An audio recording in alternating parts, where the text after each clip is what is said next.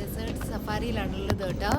അപ്പോൾ നമ്മളെ രാവിലെ തന്നെ നമ്മുടെ ഹോട്ടലിൽ വന്നിട്ട് അവർ പിക്കപ്പ് ചെയ്തിട്ടുണ്ടായിരുന്നു.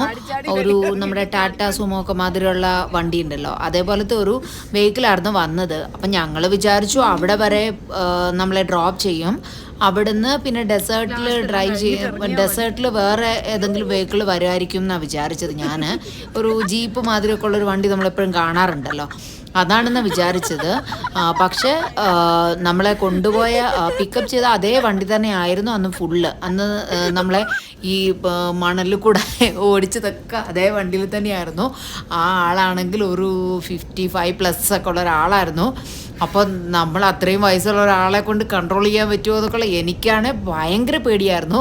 നമ്മളുടെ കൂടെ ഒരു മലയാളി ഫാമിലി ഉണ്ടായിരുന്നു കേട്ടോ. ആക്ച്വലി അവർ നമ്മളുടെ ഇത് നമ്മൾ ട്രാവൽസ് ഉണ്ടല്ലോ, അവരെങ്ങനെയാണെന്ന് പറഞ്ഞു കഴിഞ്ഞാൽ നമ്മളുടെ ഒപ്പം അതേ ദിവസം വേറെ ആർക്കെങ്കിലും ബുക്ക് ചെയ്തിട്ടുണ്ടാവും സെയിം പ്രോഗ്രാം. സോ അവരെന്ത് ചെയ്യും പറഞ്ഞാൽ ഒരേ വണ്ടിയിൽ തന്നെ ഈ ഒരാൾക്കാരെ മാത്രം കൊണ്ടുപോകുന്നത് അവർക്ക് നഷ്ടമല്ലേ. സോ ഒരു 2 ഫാമിലീസ് 3 ഫാമിലീസ് ഉണ്ട്, എല്ലാവരും ഒരുമിച്ച് കൊണ്ടുപോകും കുറച്ച് വലിയ വണ്ടിയിൽ.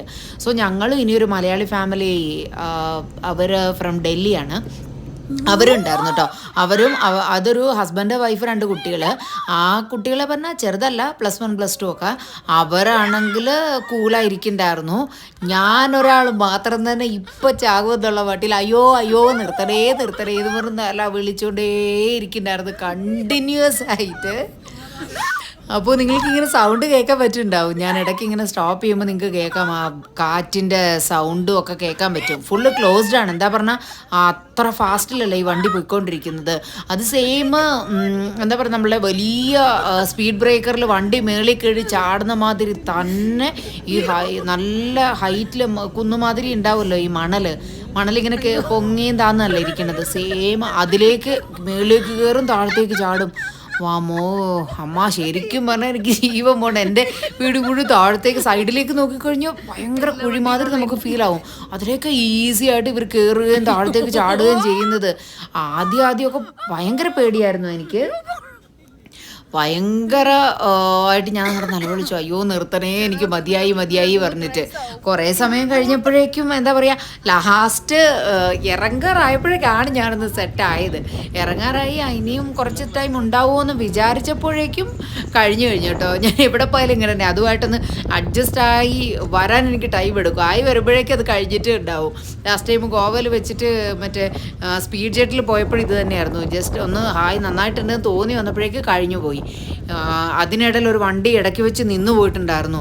അതൊക്കെ കണ്ട പേടിയോ, അങ്ങനെ ഹൈറ്റിൽ പോയിട്ട് നിന്ന് പോയപ്പോഴേക്കും ഇനിയൊരു വണ്ടി വന്നിട്ട് അതിനെ വലിച്ച് സ്റ്റാർട്ട് ചെയ്തു. അങ്ങനെ എന്തൊക്കെയോ ചെയ്യുന്നുണ്ടായിരുന്നു. അപ്പോൾ ഞങ്ങൾ കുറച്ച് സമയം അവിടെ നിർത്തി അവർ സ്റ്റോപ്പ് ചെയ്യുന്നത്. ഇതുപോലത്തെ വണ്ടികളുണ്ട്, അതിൽ നമുക്ക് സെപ്പറേറ്റ് കാശ് കൊടുക്കണം. കാശ് കൊടുത്തു കഴിഞ്ഞാൽ നമ്മൾക്ക് അങ്ങനെ ഒരു വണ്ടി തരും. ഇത് വല്ലവരും ഓടിക്കുന്ന വണ്ടിയിലേ നമുക്ക് ഇരിക്കാൻ പേടിയാണ്. ഇതൊക്കെ എങ്ങനെ പിടിച്ചുകൊണ്ട് പോകും. പക്ഷേ ഇത്ര പെണ്ണുങ്ങളല്ല, ഫോറിനേഴ്സ് തന്നെ കേട്ടോ. അമ്മോ വന്നിട്ട് എങ്ങനെയാണോ ഓടിച്ചുകൊണ്ട് പോകണത് ആ പെണ്ണുങ്ങളൊക്കെ. അപ്പോൾ സൂപ്പറായി തോന്നുന്നവർ ഓടിക്കുന്നത് കാണാനായിട്ട്. നമുക്ക് അത്രക്കുള്ളതൊന്നുമില്ല. അതായത് എന്താ പറയുക, എനിക്കാണെങ്കിൽ കൂടുതൽ വണ്ടി തിരികെ മറിയുകയും ചെയ്താൽ വോമിറ്റ് ചെയ്യുന്ന ടെൻഡൻസി കൂടുതലാണ്. പക്ഷേ നമ്മളുടെ കൂടെ ഉണ്ടായിരുന്ന മലയാളി അവരൊരു അവർ നഴ്സായിരുന്നു. സോ വണ്ടിയിൽ കയറിയപ്പോൾ തന്നെ അവർ പറഞ്ഞു അവരുടെ മകൾക്കൊക്കെ ഒരു പ്രോബ്ലം ഉണ്ട്, അതുകൊണ്ട് ഒരു ടാബ്ലറ്റ് കഴിച്ചോളാൻ പറഞ്ഞാൽ അവർ സ്റ്റാർട്ടിങ്ങിൽ എനിക്ക് ടാബ്ലറ്റ് തന്നിന്. ടാബ്ലറ്റിൻ്റെ എഫക്റ്റ് ആണോ അല്ലെങ്കിൽ നമുക്ക് ചിലപ്പോൾ പേടി കൊണ്ട് ചിലപ്പോൾ നമ്മളുടെ ബാക്കിയുള്ള എമോഷൻസ് ഒക്കെ മാറിപ്പോവല്ലോ, അങ്ങനെയാണോ എന്നും അറിയില്ല. ഒരുപാട് നേരം ഇങ്ങനെ തിരികെ മറിയൊക്കെ ചെയ്തു. എന്നിട്ട് കൂടെ നമുക്ക് വൊമിറ്റ് ചെയ്യാനുള്ള ഒരു ടെൻഡൻസി ഒന്നും വന്നില്ല കേട്ടോ.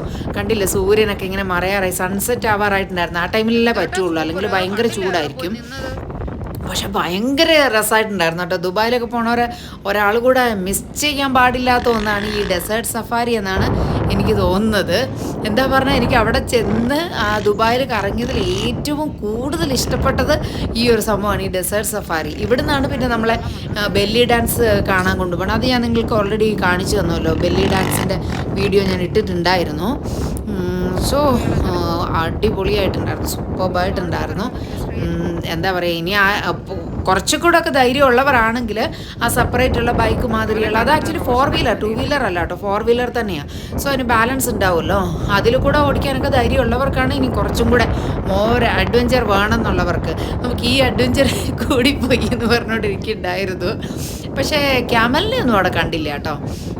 ക്യാമൽ റൈഡ് ഉണ്ടെന്നൊക്കെ പറയുന്നുണ്ടായിരുന്നു, അത് വേറെ ഇൻട്രസ്റ്റ് ഉള്ളവർക്ക്. പക്ഷേ ഞങ്ങൾ എവിടെയും ക്യാമലിനെ കണ്ടില്ല. ഈ ഏറിയയിൽ ഫുള്ള് ഇത് തന്നെ ഉണ്ടായിരുന്നു, കണ്ടില്ലേ എത്രയാ വണ്ടികൾ ലൈനായിട്ട് ഇട്ടിരിക്കുന്നത്. അപ്പോൾ വീഡിയോ ഇഷ്ടപ്പെട്ടോ?